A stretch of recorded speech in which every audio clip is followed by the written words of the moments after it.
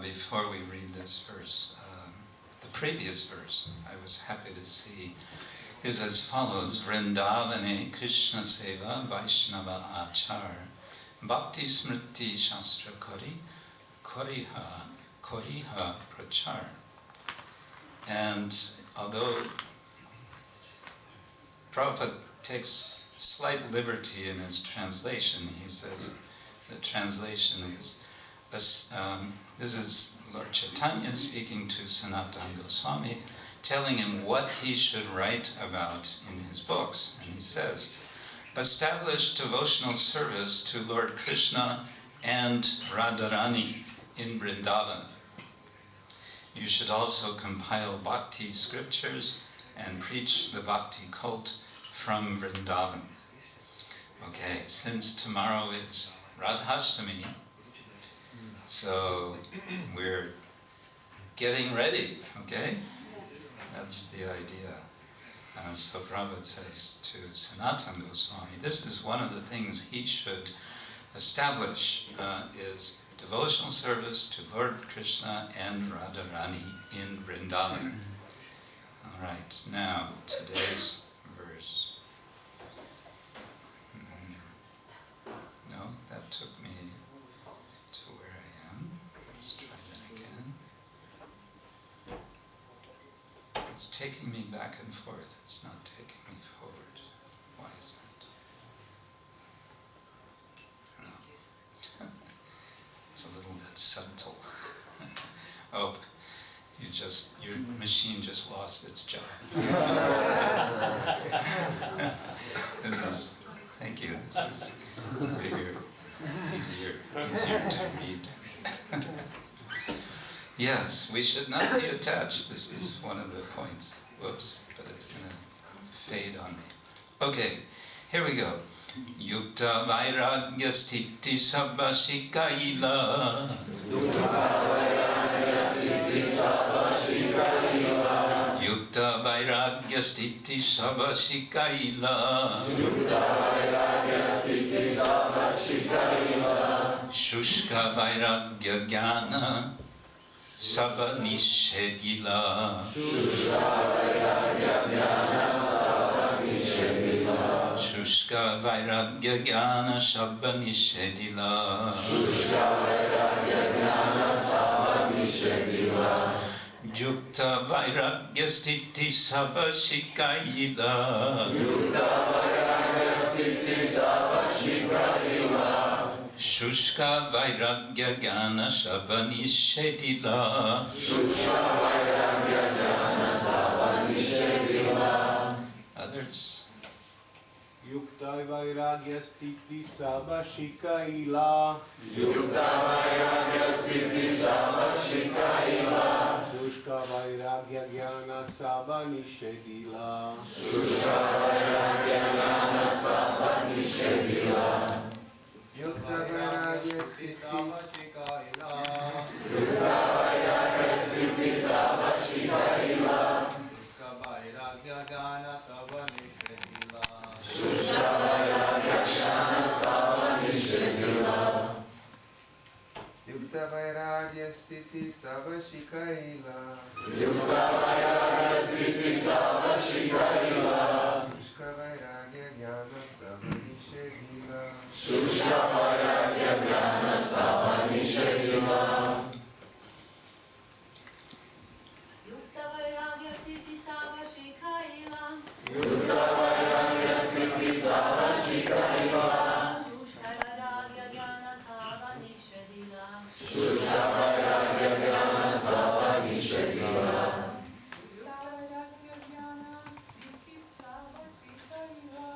Yukta vairagya sthiti sabba shikaila.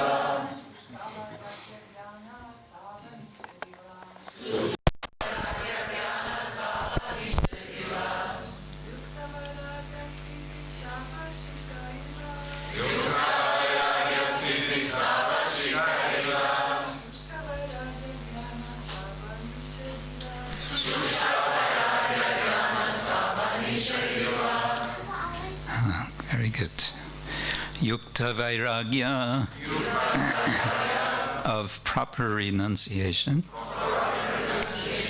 Sthiti, the situation. Shava, all. Shikaila, instructed. Shushka vairagya, dry renunciation. Jnana, speculative knowledge. Shava, all. Nishedila, forbade. Translation and purport by His Divine Grace, A.C. Bhaktivedanta Swami Srila Prabhupada Ki Jai. Translation. Sri Chaitanya Mahaprabhu then told Sanatana Goswami about proper renunciation according to a particular situation, and the Lord forbade dry renunciation and speculative knowledge in all respects. Purport. This is the technique for understanding Shushka Vairagya and Yukta Vairagya. In the Bhagavad Gita, it is said, Yukta hara viharasya, yukta cheshtasya karmasu, yukta swapnavabodhasya yogo bhavati tukkaha. He who is temperate in his habits of eating, sleeping, recreation, and work can mitigate all material pains. You know this word mitigate? To reduce. To mitigate all material pains by practicing the yoga system. To broadcast the cult of Krishna consciousness, one has to learn the possibility of renunciation in terms of country, time, and candidate. A candidate for Krishna consciousness in the Western countries should be taught about the renunciation of material existence, but one would teach candidates from a country like India in a different way. The teacher, Acharya, has to consider time, candidate, and country. He must avoid the principle of niyamagraha. That is, he should not try to perform the impossible. What is possible in one country may not be possible in another. The Acharya's duty is to accept the essence of devotional service. There may be a little change here and there as far as yukta vairagya, proper renunciation, is concerned. Dry renunciation is forbidden by Sri Chaitanya Mahaprabhu, and we have also learned this from our spiritual master, His Divine Grace, Bhakti Siddhanta Saraswati Thakur Goswami Maharaj. The essence of devotional service must be taken into consideration and not the outward paraphernalia. Sanatana Goswami wrote his Vaishnava Smriti, Hari Bhakti Vilasa, which was specifically meant for India. Shishi Pancha Tattva Ki Jai. In those days, India was more or less following the principle of smarta vidhi. Srila Sanatana Goswami had to keep pace with this, and his Hari Bhakti Vilasa was compiled with this in mind. According to Smarta Brahmanas, a person not born in a Brahmana family could not be elevated to the position of a Brahmana. Sanatana Goswami, however, says in the Hari Bhakti Vilasa that anyone can be elevated to the position of a Brahmana by the process of initiation. Yata kanchanatam yati kangsyam rasavidanata tata diksha vidanena dvijatvam jayate rinam. As bell metal is turned to gold when mixed with mercury in an alchemical process, So, one who is properly trained and initiated by a bona fide spiritual master immediately becomes a Brahmana. There is a difference between the Smarta process and the Goswami process. According to the Smarta process, one cannot be accepted as a Brahmana unless he is born in a Brahmin family. According to the Goswami process, the Hari Bhakti Vilasa and the Narada Pancharatra, anyone can be a Brahmana if he or she, I would add, is properly initiated by a bona fide spiritual master. This is also the verdict of Shukadev Goswami in Srimad Bhagavatam. Kiratahunandra pulinda pukasha abhira shumba yavana kasadaya yenye chapapa yat apashraya Shudyanti tasmai prabhavishnave nama. Kiratas, Hunas, Andras, Pulindas, Pukashas, Abhiras, Shumbas, Yavanas, and members of the Kasa races, and even others who are addicted to sinful acts, can be purified by taking shelter of the devotees of the Lord due to his being the supreme power. I beg to offer my respectful obeisance unto him. A Vaishnava is immediately purified, provided he follows the rules and regulations of his bona fide spiritual master. It is not necessary that the rules and regulations followed in India be exactly the same as those in Europe, America, and other Western countries. Simply imitating without effect is called niyamagraha. Not following the regular principles, but instead living extravagantly is also called niyamagraha. The word niyama means regulative principles, and agraha means eagerness. The word agraha means not to accept. We should not follow regulative principles without an effect, nor should we fail to accept the regulative principles. What is required is a special technique, according to country, time, and candidate. Without the sanction of the spiritual master, we should not try to imitate. This principle is recommended here. Sushka Vairagya Gyan Shabanishedila. This is Sri Chaitanya Mahaprabhu's liberal demonstration of the bhakti cult. We should not introduce anything whimsically without the sanction of the bona fide spiritual master. In this connection, Srila Bhaktisiddhanta Saraswati Thakur comments on these points by quoting two verses by Sri Rupa Goswami from Bhakti Rasamrita Sindhu. Anasaktasya vishayan yatarhan upayunjata nirbandha Krishna sambandhe yuktam vairagyam uchyate prapanchikataya buddhya harisambandhi vastuna mumukshubi parityago vairagyam palgu katyate. When one is not attached to anything, but at the same time accepts everything in relation to Krishna, one is rightly situated above possessiveness.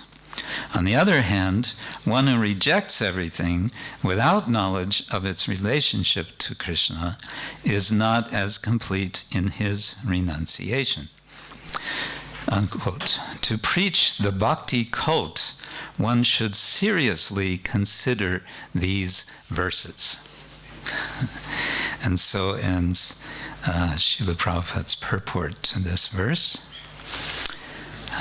which is, again, Chaitanya Mahaprabhu is instructing Sanatana Goswami what he should write about, and it seems that some of what is recorded here as being for Sanatana Goswami seems to have appeared also in Rupa Goswami's writings. And specifically these two verses at the end of his purport. These are kind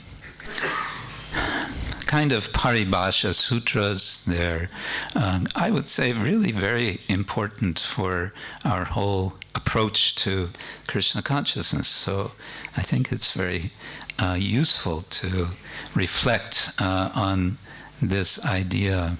What is meant by yukta vairagya as opposed to shushka vairagya? What is the Slovenian word for dry? Suha. Yeah. When dry leaves make a sound, it's called the shushka. Shushka. You see? We are already knowing so much Sanskrit. Huh?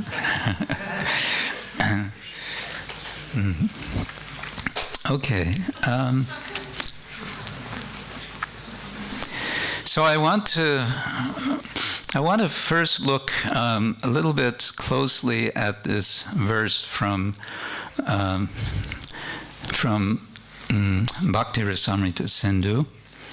Anasaktasya vishayan yatarhan upayunjata nirbandha Krishna sambandhe yuktam vairagyam uchate.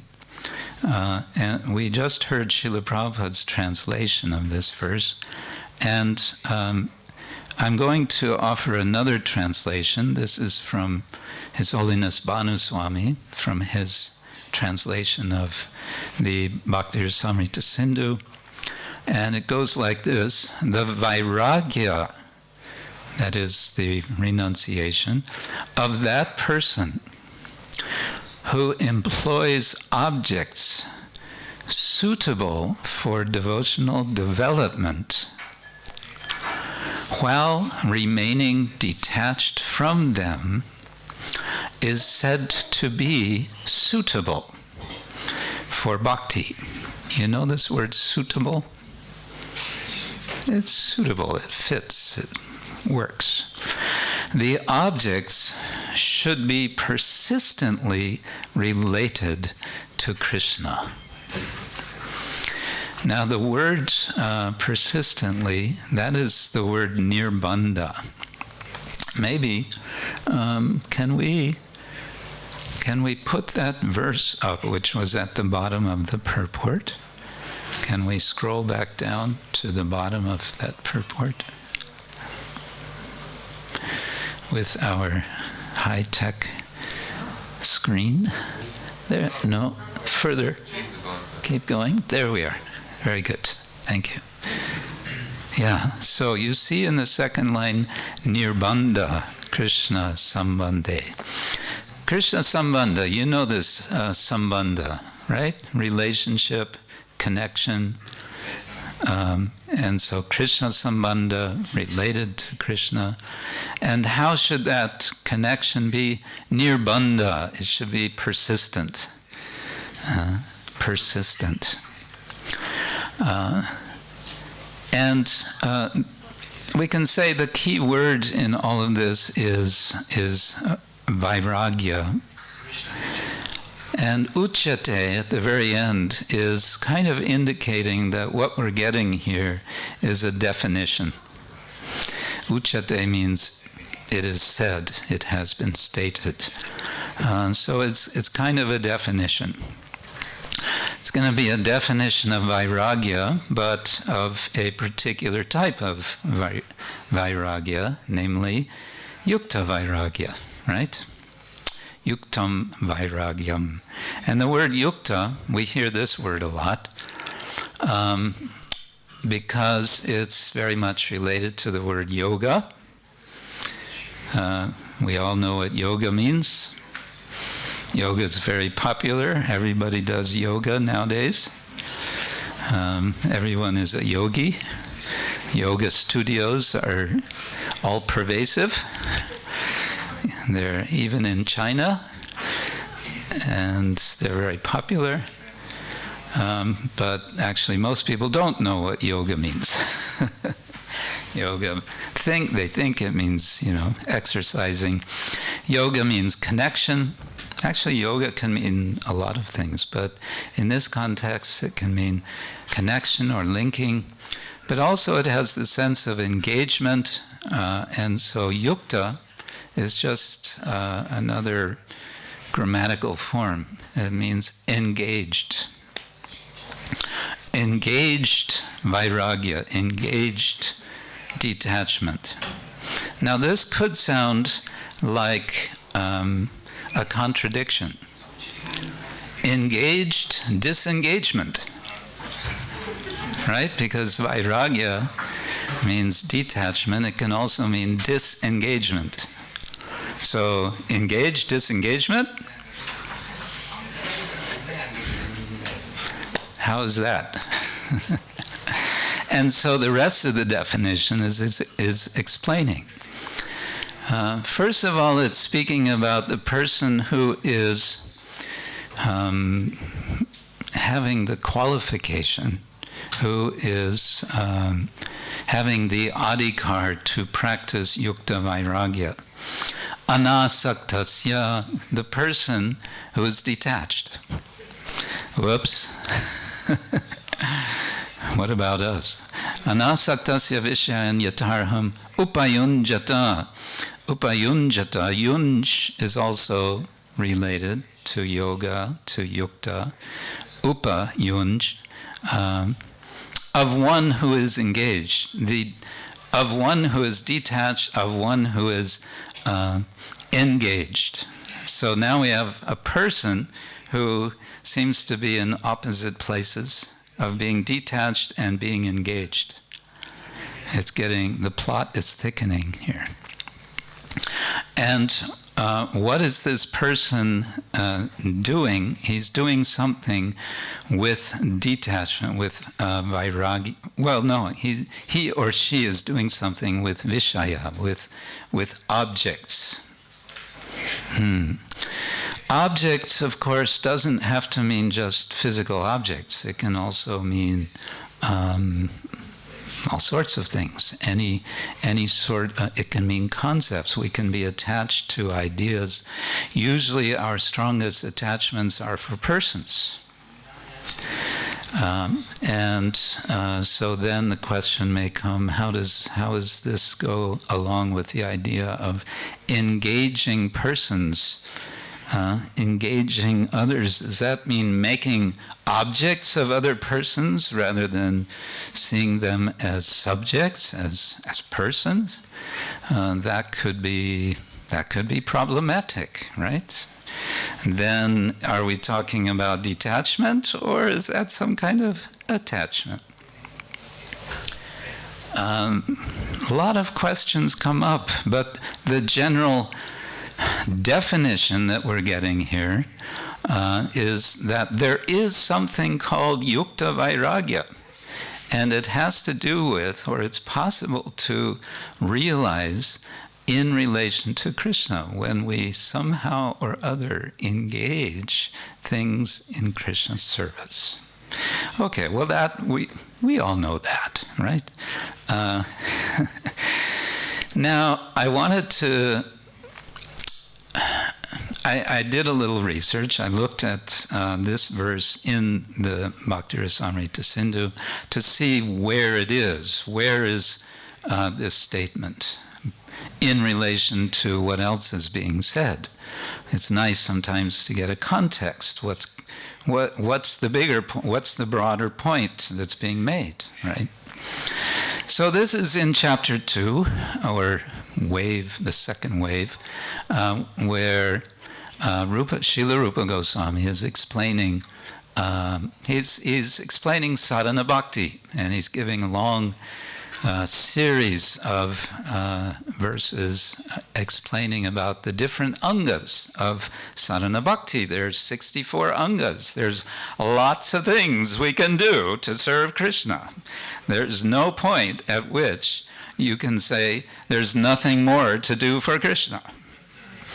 Because as soon as you've done all 64 of Rupa Goswami's items, it's time to start over again. Because you've just filled up the day, and the next day has come. You can be very busy in all these angas of devotional service, right? So toward the end of that discussion, then comes this verse. And what Rupa Goswami is explaining is he's just making the point that vairagya is not an anga of bhakti. In other words, as he explains in the very beginning of Bhakti Rasamrita Sindhu, bhakti is independent of everything except bhakti. And so he's just confirming that point. But then he's doing something else in order to highlight that still this yukta vairagya is a good thing, it's useful, even though it's not an anga. And then he gives the second verse.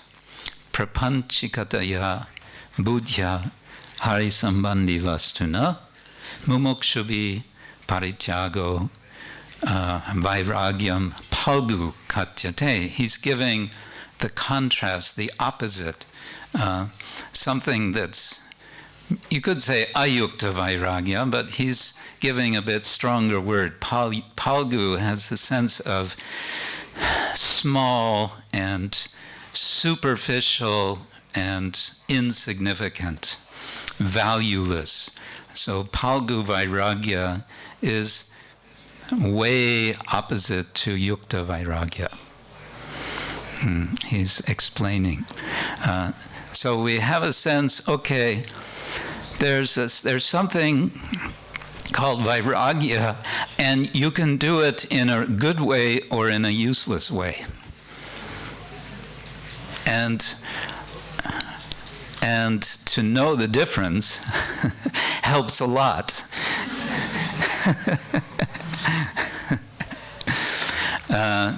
Now it's time to tell a true story about myself, to wake everyone up. This was several decades ago. I was serving in the Amsterdam temple, and I somehow got the idea in my mind to make spiritual advancement, one needs to reduce one's eating. And so I did some fairly serious reduction of eating.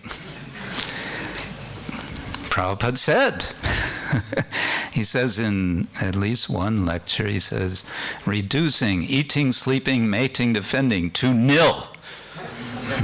Okay, well then, let's get started.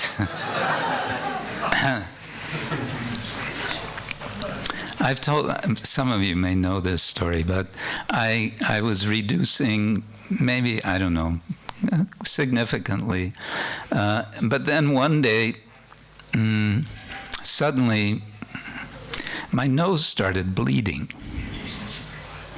And somehow this came to the attention of the temple president.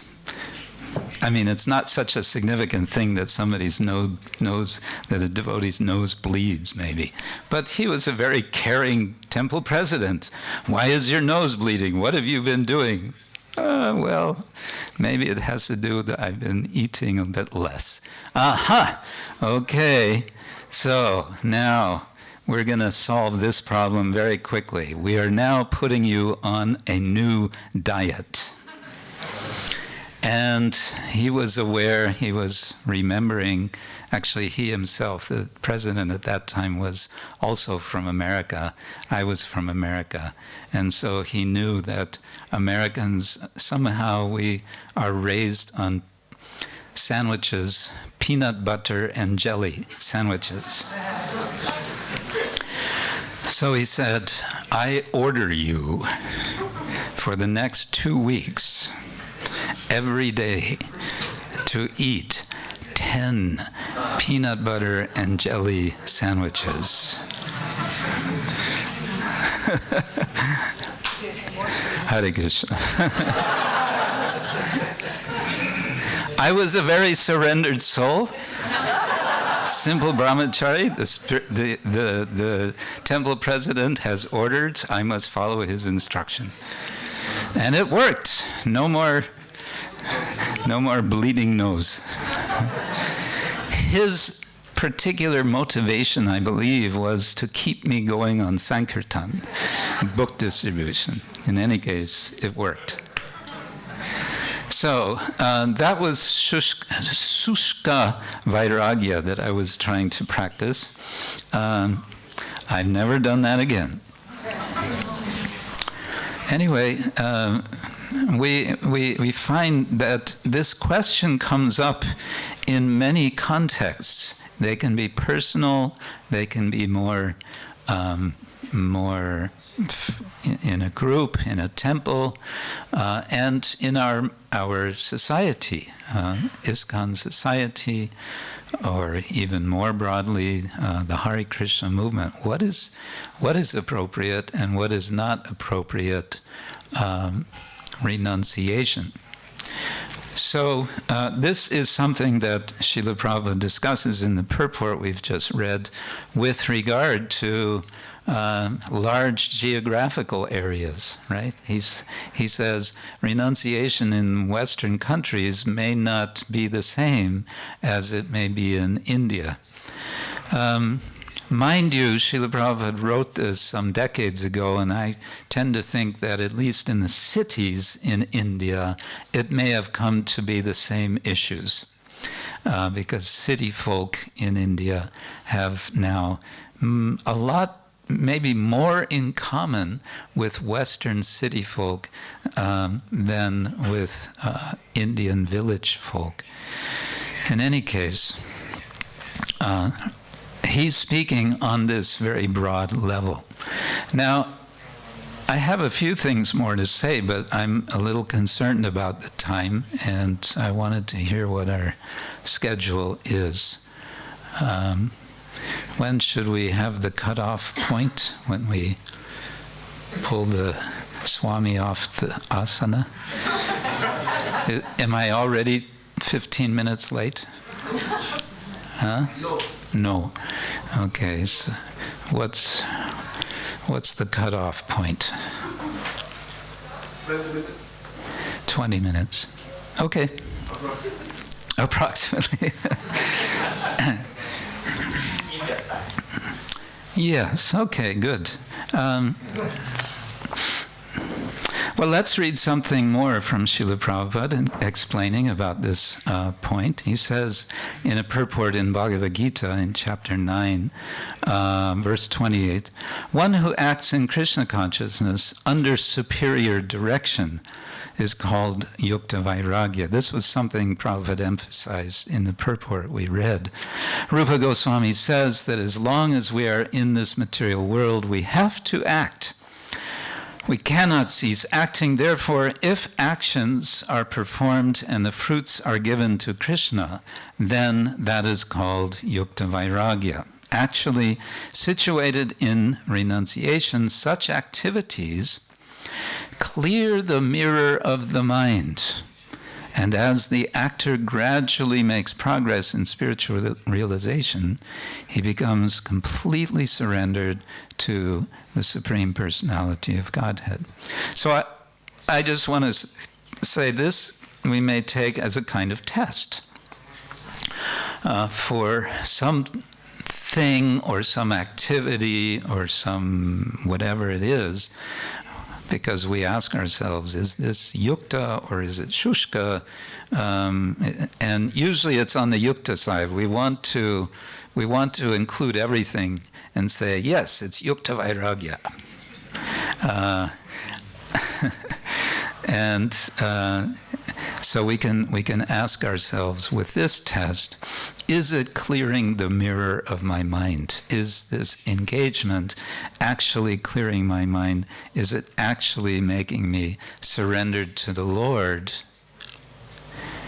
in such a way that the particular engagement, the particular object, whatever it might be, we feel genuinely detached from it?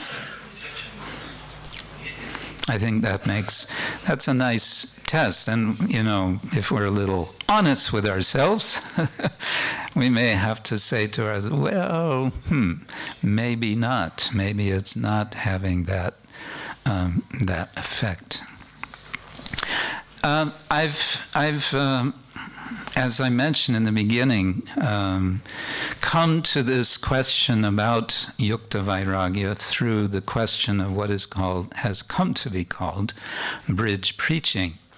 I don't know who originated that expression. I believe it came from the BBT when there was discussion about whether certain books should be published or what sort of book a book might be. For example, a cookbook. A vegetarian cookbook that says something about Krishna consciousness. Okay, let's call it a bridge book. I believe that's the history. And then from that came, well, then there's also bridge preaching. We hear sometimes devotees very strongly and with good intent and with very good points condemning bridge preaching. That bridge preaching essentially means mission drift. You know this idea? You're on a boat and somehow you let go of the oars, and now you're left to the drift of the current. And so there is a concern, and it's an appropriate concern, that if we're doing too many creative activities, perhaps imperceptibly, or maybe very perceptively, drifting away from the original mission. That's the anxiety. There's another anxiety, though, and that is that we hold so tightly to what we understand to be the mission from everything that we take to be the mission, that we end up standing on a little island, and the rest of the world goes by and leaves us, as we say in English, high and dry. Dry renunciation. Not having caught the point that our acharyas, one of the functions of our acharyas is to open up, to creatively show how to extend, how to reach out to people with Krishna consciousness. And one can go on and on about how our tradition is a tradition of bridge preaching, but I won't do that. But I want to take one or two examples from one very dear god brother of mine who very sadly has just left the world, but very joyfully in Vrindavan just a few days ago, His Holiness Gunagrahi Goswami, whom I got to know in South America, in Argentina, a wonderful, super dedicated devotee. And I came to know, not just from speaking with him, but later, after his departure, I came to know from others some more glories of Gunagrahi Maharaj. And two of these aspects I want to share now, because I would say they're very nice examples of positive bridge preaching. The one has to do with in our day, we used to say rock group, the music group, Shelter. There was something of a movement, a musical movement in the early 1980s that continued through the 80s into the 90s called Straight Edge. And these people, these young people, were protesting against the indulgence in drugs and alcohol and such in the youth rock music scene.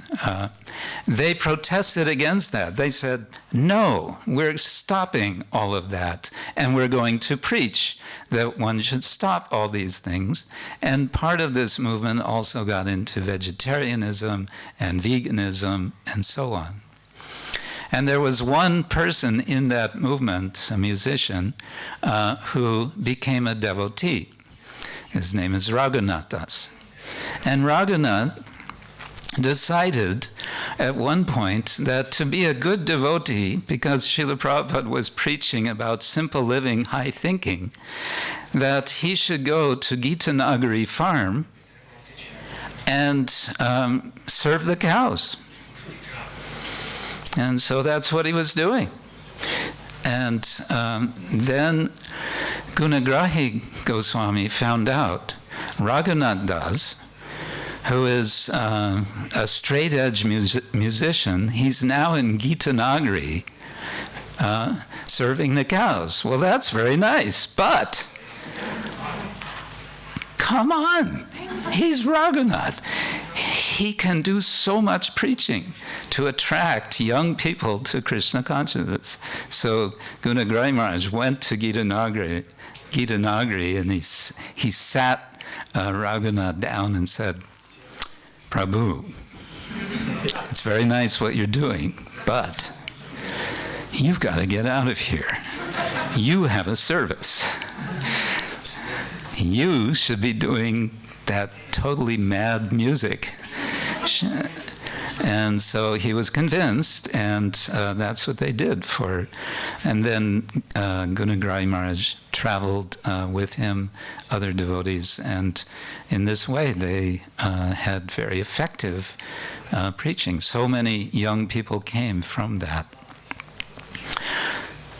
He was able to do this, Gunagrahi Maharaj was able to do this because, as several devotees have said, he had a sense, he could see when someone was a potential devotee. Even though that person may have seemed to be so unqualified, so unlikely in so many ways. And so this leads to the second story. At one time, Gunagrahi Maharaj was the temple president of the San Diego temple. And one day, Gunagrahi Maharaj met a young man who he immediately started thinking, he's a devotee, he's a devotee, he's a devotee. So he started chatting with him, as preachers will do. And he asked him, so what do you do? What do you do? How do you spend your time? Oh, I'm a painter. Painting walls, not art, but just, painting. I'm a painter. Gunagrahi Maharaj immediately said, oh, you're a painter. We have a room in the temple that needs painting. Do you think you could come and do it? Yeah, I guess so. Okay. So Gunagrahi Maharaj arranged, they bought the paint, they bought the equipment. Here's the room, can you paint this room? Yeah, okay. It took him a week to do everything. And by the end of the week, he was a devotee. He stayed in the temple. Now, the interesting thing is that room absolutely did not need painting.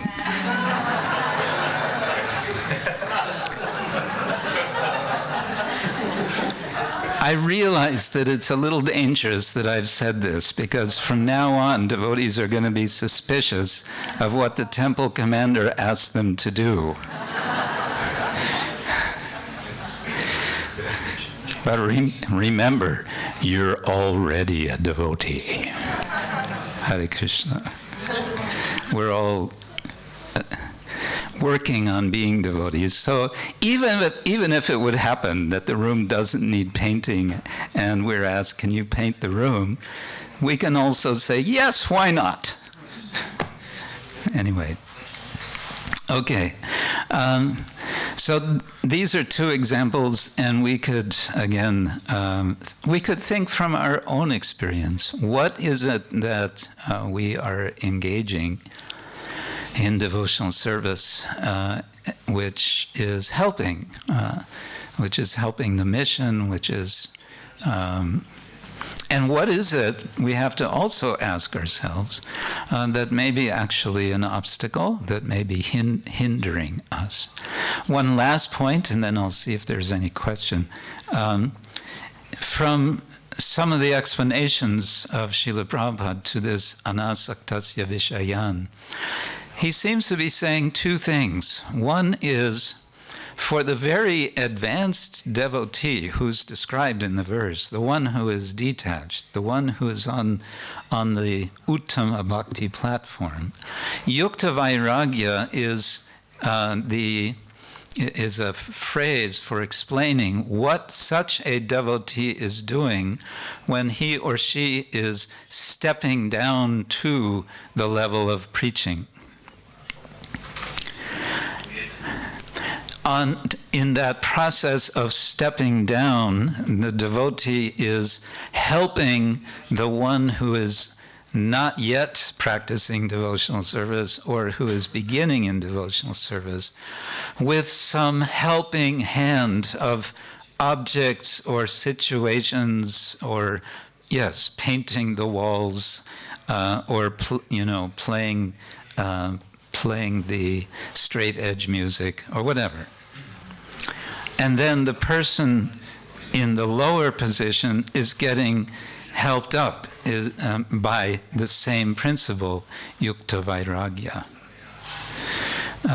So there's a meeting, and that meeting point is the middle, which is explained in the Bhagavatam, Ishvare tat adineshu, balisheshu dvishatsu cha, prema maitri kripopeksha, yakaroti sa madhyama.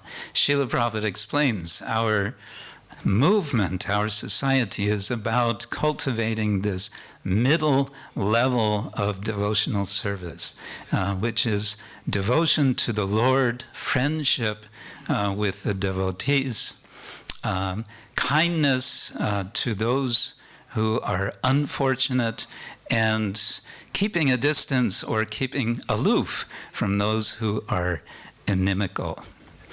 So if we see that as our aim, then we can, I think, keep a clear idea of how Yukta Vairagya, how we can apply it in an appropriate way, in a suitable way, Yukta. Hare Krishna. I'll stop there. Any questions or comments? Yes. Get the mic.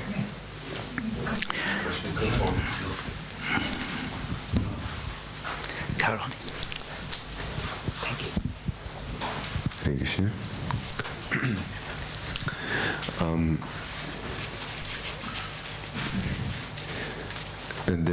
There are things that are important to me in life, and some of them I am able to connect with Krishna, but at the end of the day, when I look back, how much energy, how much was there left of things that I wasn't able to. There's 1-2% or something like that. Then the things that are important to me, and I'm not able to connect with Krishna, that's how to deal with that. Maybe I can imagine how that would be, but I think I need perhaps a new hint or something. Need what? Some encouragement or some hint, some extra new hint, because I might be able to imagine, but from time to time things come up that are still there after a long time, and yes. They're important to me. Because for some things it's easy to connect. It's important to me, okay, important to me, important to Krishna also. It's easy to link. Yeah. But at one point this stops. Yeah. What then? Ah, indeed. Okay. Did everyone get the question of Jainitai? Well, one thought comes to mind is we may not see the whole picture. We see the present time, we see something of the past. We don't see the future. And it could be, of course, it depends what sort of thing you're thinking of. It could be that will be just the right thing at some time in the future to move your Krishna consciousness forward. It may indeed be hard to imagine now, but it just might be just the right thing.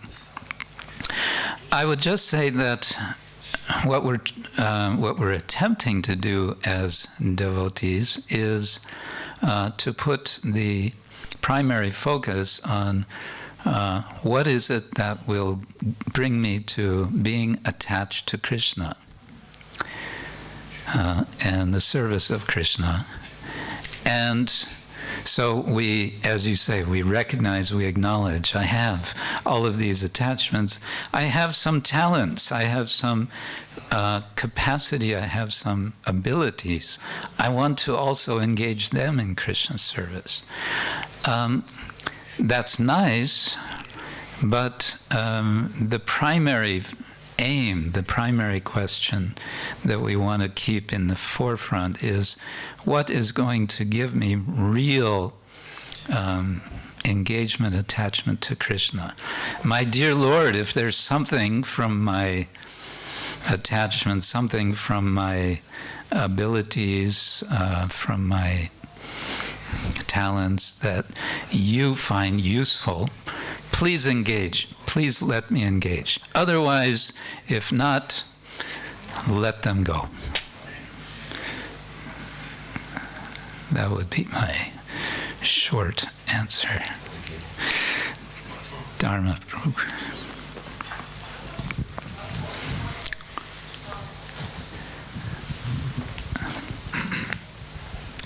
I was listening to the internet few weeks ago when you explained about then it's okay.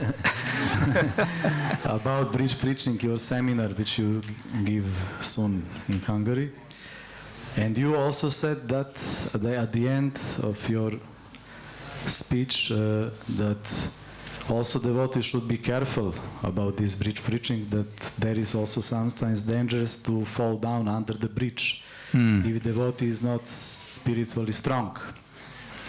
So my question is, what is the qualification of the devotees to do bridge preaching? We know from the past, for example, famous Gauranga Bhajan band, this was also bridge preaching, but in the band there was 70% gurus, sannyasis who are very strong. I was at that time coming to that program, and I was very attracted with this music, and you were singing, Sachinanda Maharaj was there, and so on. And this was very effective. So my question is, should all the devotees do this bridge preaching? Because we can see from the experience that suddenly everybody there is also big danger to fall down under the bridge. Or should these do only devotees who are spiritually strong and experienced and so on? Yeah, suddenly everyone wants to run out and buy an electric guitar and a drum set and or whatever. Okay, again, the short answer, as devotees and as Prabhupada emphasized, we're doing everything under superior guidance, under superior direction, and under superior blessing. And so this is always the principle. The example I gave of Raghunath Shelter Gunagari Maharaj, there was the senior devotee. Raghunath was the younger devotee, and they worked together, and kept. Gunagari Maharaj, he considered that his main service, to keep everyone on the bridge, so nobody was falling off the bridge. So he kept a strong sadhana with everyone. Yeah, so all of these things, it's hard. You can't put numbers to. Oh, you've been practicing Krishna consciousness for 2 years. Okay, therefore you can now do this. Oh, now it's been 4 years. Okay, now you can do the following. It doesn't somehow really work that way. The way it works is through guidance, through perception, and sometimes a bit of what I would say experimentation, in the sense that you may have an idea, let me see if this is going to work. I would like to do this. Let me see how this works. And you're still, you're holding on to the guidance of the senior devotees, and at the same time you're experimenting, but you're careful. A general principle of devotees is devotees are fearless except for one. We cultivate a particular fear. What is that? Yeah, we fear. We have Maya. A healthy fear. In the Christian tradition, they speak of fear of the Lord. Something like that. So, yeah, I would put it that way. But Sadhu Shastra Guru Vakya, the sadhus, the senior devotees, and Guru and Shastra. Hridoye Korya Aikya, then we get a sense in the heart of what's to be done. Yes. Hey, Mangigo. Thank you so much, Maharaj, for such a nice class. I would like to ask you about... Microphone. Coming. Thank you so much for such a nice class. I would like to ask you about these inappropriate concerns about bridge preaching.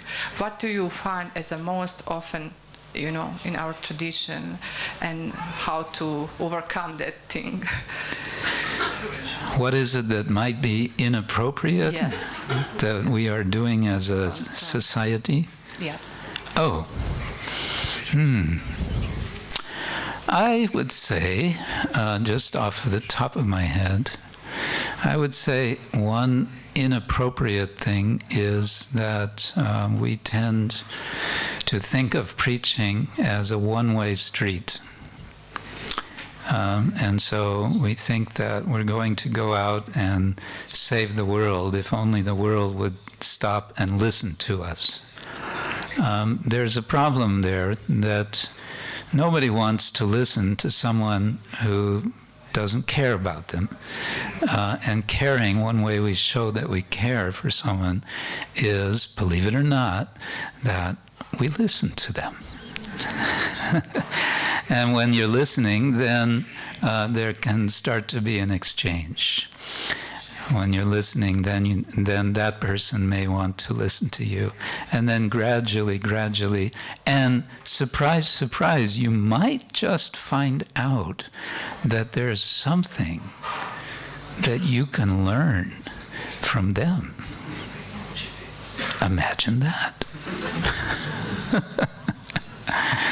So I think this is something of a... there's a missionary spirit, which is very good, but there's the downside of that, which is, and it leads to a kind of blindness that we don't see how others see us, and we don't see them. So where is the illumination? Where is the light coming? So that's why I'm also giving these talks about what I call dialogical Vaishnavism. That was a little plug. But that's in short. Yes. Hare Krishna, we've passed our time limit. So I will end there and say thank you all very much. Have a wonderful day today. And Srila Prabhupada ki, Shishi Panchatattva ki, Gaur Premanande. Krishna Maharaj ki jai.